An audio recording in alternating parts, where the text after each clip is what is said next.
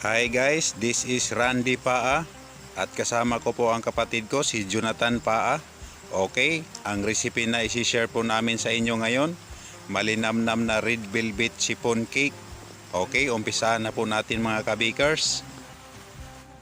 2 cup cake flour. Okay, salain po natin mga kabakers para walang buo-buo.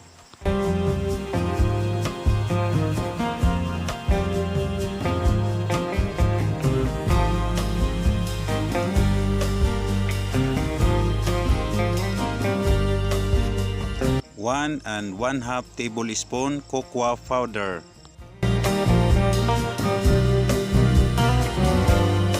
Half cup white sugar or granulated sugar.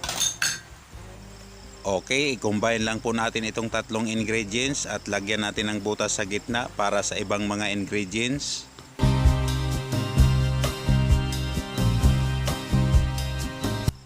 Half teaspoon salt. 1 tablespoon baking powder.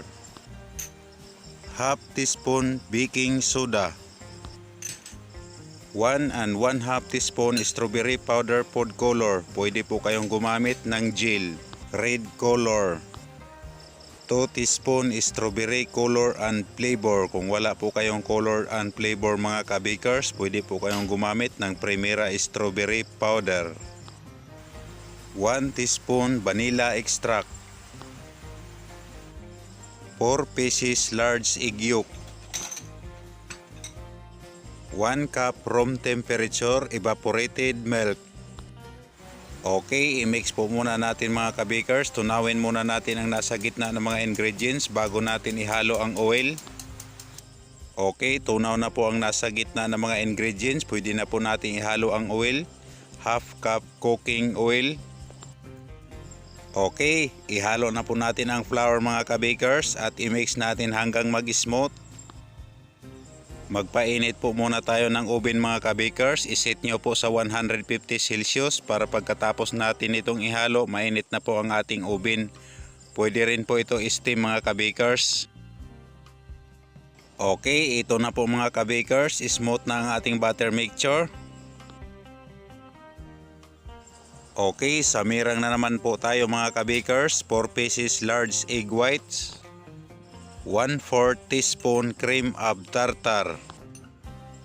Okay, i-mix po muna natin mga kabakers hanggang sa bumula bago natin ihalo ang kalamansi.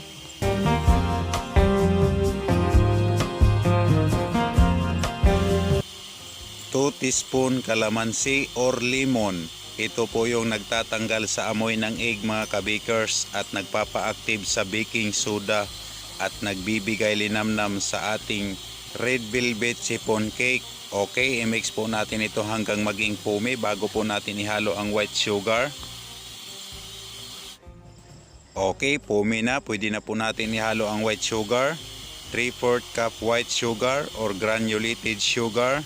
Okay, ibuhos po natin ng dahan-dahan. Huwag po natin iubos kaagad para mahalo ng mabuti. Okay, i-mix po natin ito mga kabakers hanggang mag-soft bake.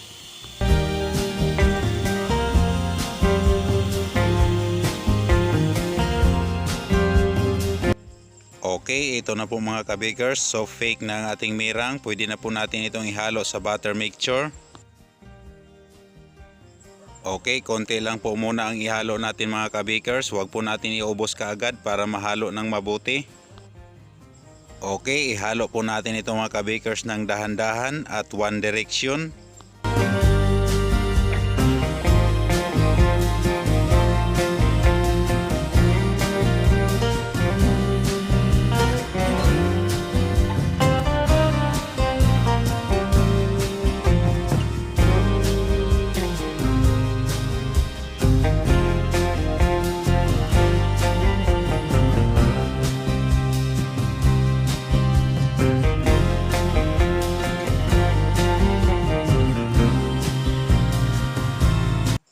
Tin by 2 fan po itong gamit ko mga kabakers. I-grease po natin ng oil or butter or shortening at lagyan po natin ng parchment sa ilalim.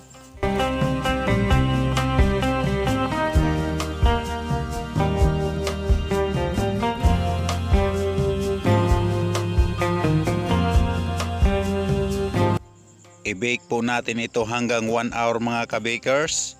I-set nyo po sa 150 Celsius. After 30 minutes, babaan nyo po ang apoy. I-set nyo po sa 140 Celsius. Okay?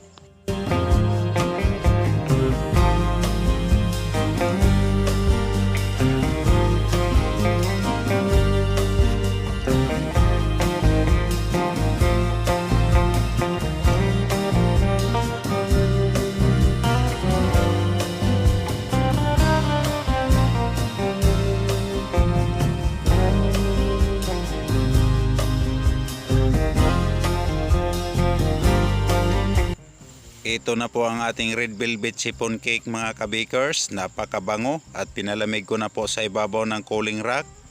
Okay, tatanggalin lang po natin ito sa fan.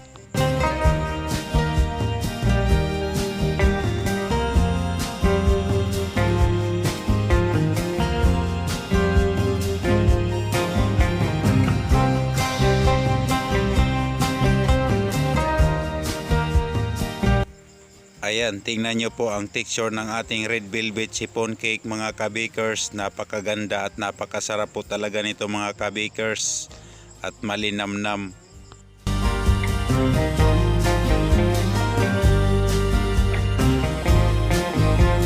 Okay, hanggang dito na lang po. Kita-kita ulit tayo sa susunod pa po naming mga recipe. Maraming salamat. God bless all. Happy baking.